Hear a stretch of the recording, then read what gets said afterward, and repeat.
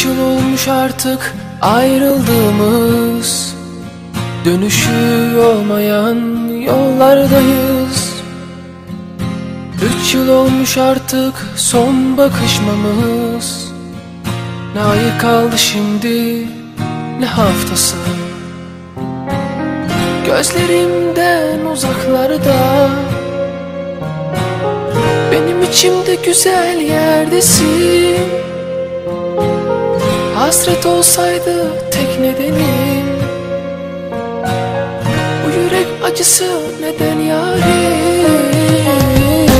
Tozlu raftan aldım tüm anılarımı, acılarımı unutmak istiyorum.